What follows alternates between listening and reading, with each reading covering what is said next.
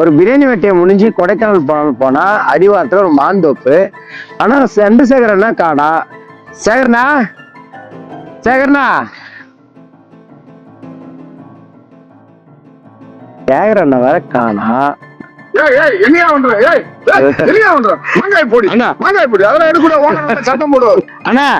Bathroom வரலான்னு வந்தேன். மாங்காய் அறுத்துன்னு இருக்காங்க. மாங்காய் பார்த்த உடனே ஆசை வந்துச்சு, 2 எடுத்துட்டேன். சாப்பிட்டுட்டு போயிடுறேன். தப்புல என்னை வந்து கேட்கணுங்களா? ஆமா, நானே கொடுப்பேன். தப்புதான். வேலை செய்யறது எவ்வளவு நட்டம் ஆகுது.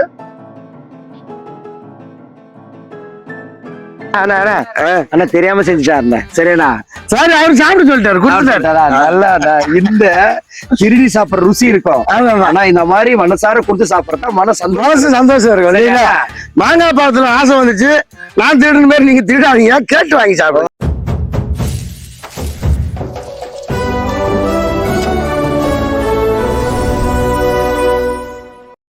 ஆனா என்னன்னா வெறும் மாம்பழத்தை கையில வச்சு நிக்கிற? இது மாம்பழமா இல்ல இளநியான்னு தெரியல. அம்மா பெருசுல இருக்குது மாங்காய், பாருங்க.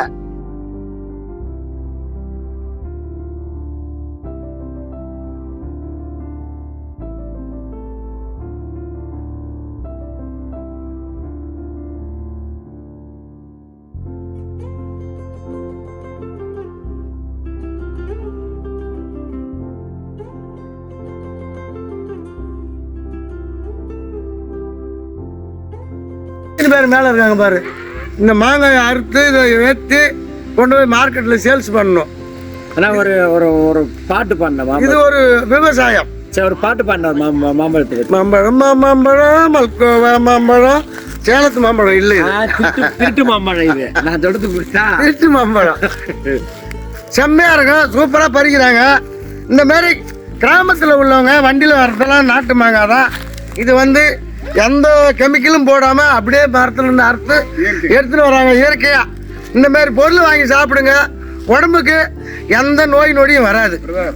மாதா ஊட்டாத சோறு மாங்காய் ஊட்டும். மாதா ஊட்டாத சோறு மாங்காய் ஊட்டும். அப்படின்னா ஒரு பீஸ் இதை வச்சுன்னா நீ மட்டும் ஒரு தட்டு சோறு திங்கலாம். அப்படியா?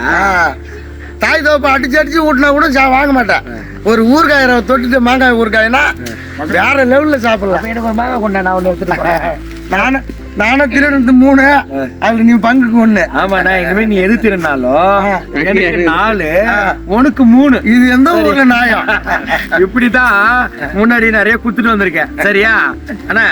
இந்த என்ன மாங்காய்? இது நாட்டு மாங்காய். நாட்டு மாங்காய். நாட்டு மாங்காய் நல்ல வாசனை இருக்கு, நல்லா இருக்கும். சரி, ஓகே. இது வந்து பழம் சாப்பிட்டாலும் டேஸ்டா இருக்கும், அதே ஊறுகாய் போட்டு சாப்பிட்டாலும் செம்மையா இருக்கும். சரி, நான் ஒரு மரத்துல ஒரு பழம் பறிச்சு காமிக்கிறியா? சரிவா, இவனை ஏத்துட்டு வேலை பாருங்க. ஓகேவா? பறிக்கலாமா? வாங்க போலாம். சேகரா, இன்னைக்கு மாங்காய் வேட்டை. எப்பவுமே பிரியாணி வேட்டை தான் ஆடுறோம். ஆமா, இன்னைக்கு மாங்காய் மாந்தோப்புல கொடைக்கானல் அடிவாரத்துல சூப்பரா பறிச்சு திருட்டு மாங்காய் பறிக்கிறோம். ஆனா திருட்டு மாங்காய் தானே ருசி அதிகம். ஏன் சொல்லு? அதே மாதிரி உத கொடுத்தாலும் வாங்கிறதுக்கு உடம்பு இருக்கணும். அது எனக்கு இருக்குது, உனக்கு இருக்குதான்னு பாரு. எனக்கு இல்லையா? சரி, திருட்டு மாங்காய் ஏன் ருசி ஆகுது அது சொல்லு. திருடி தின்னாதான் ருசியா இருக்கும். காசு கொடுக்காம ஓசில சாப்பிடுறது. ஓசில சாப்பிட்டா டேஸ்டா தான் தெரியும், டேஸ்டா தான் இருக்கும். ஆமா. காசு கொடுத்து வாங்கணும்னு வச்சுக்கா, அட என்னடா இது நல்லா இல்ல, சும்மா காசு போட்டுமா அப்படின்றது வரும். இதான் ஓசில தானே சாப்பிடுறோம்.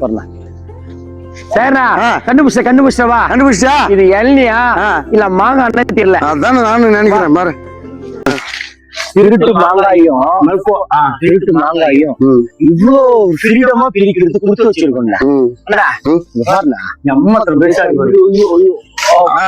பால் மேல இதுதான் மல்கோவா.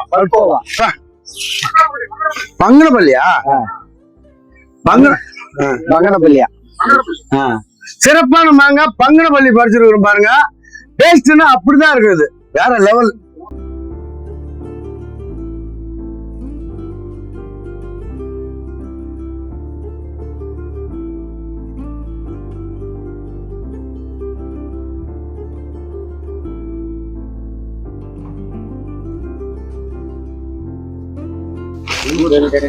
தேக்கன் தோட்டம். இது வந்து வருடமான அழிஞ்சு போச்சு. பழமே இது போதுண்ணா.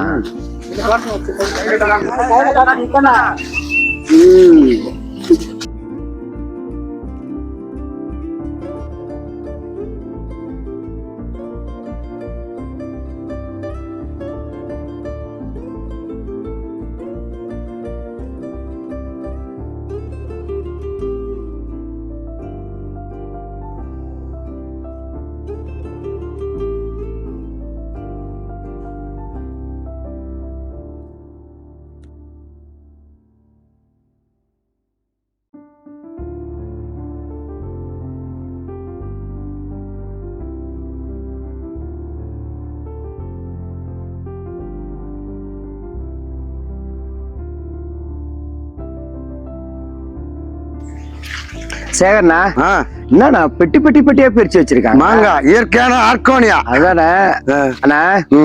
இப்போ இந்த சீசன்ல மாம்பழ சீசன். ஆனா இதுக்கு மதிப்பே இல்லண்ணா. இல்ல, நம்ம ஒரு தோப்புக்குள்ள வந்து ஒரு 30-40 பேர் பறிக்கிறாங்கண்ணா.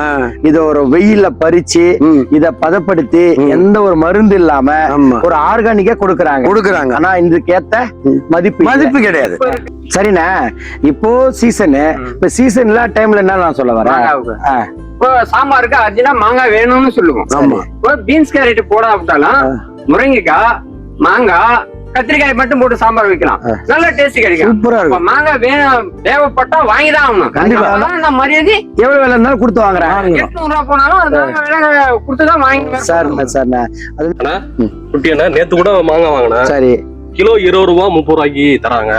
இவ்வளவு விளைச்சலா இருக்கு, ஏன் இவ்வளவு கம்மியா தராங்க? இது ஏன் கம்மியா தராங்கன்னா, இப்போ ஒரு ரீசெண்டா ஒரு போர் ஒண்ணு நடந்துச்சு. என்னென்ன நடந்துச்சு? எந்த போர் நடந்துச்சு? ஈரான் போர்னாலதான் நிறைய ஜூஸ் கம்பெனிகளா மூடப்பட்டது. அதனால சரியான முறையில மாம்பழங்கள் ஏற்றுமதி இல்லாதனால இங்க இந்த வீழ்ச்சிக்கு காரணம் இந்த வருஷம். ஆனா நல்ல விளைச்சல் வருஷம் கூட சரியான ஒரு மாங்காய் விளைச்சல் இல்ல.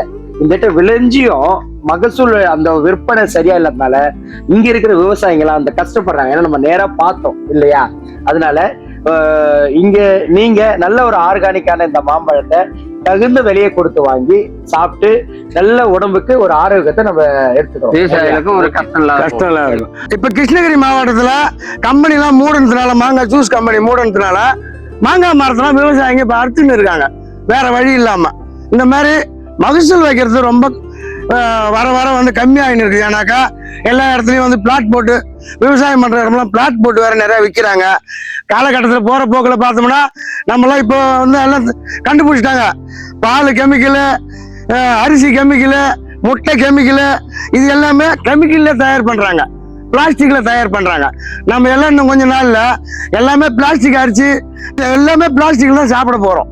சரிங்களா? விவசாயம் அழிஞ்சின்னு வருது. மக்களாகி நீங்க எல்லாருமே இந்த மாதிரி கடையில வாங்கி தரமான பொருளை இயற்கையா வாங்கி சாப்பிடுங்க. கடையில வந்து எதுவும் வாங்கி சாப்பிடாதீங்க.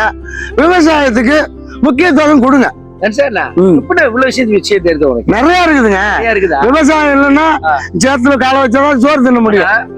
நேரா அவங்க கஷ்டப்படுறத பாக்குறதுக்கு நமக்கு இந்த சொல்ல தோணுது. ஆமா, உண்மையாலுமே விவசாயம் வாழ்க.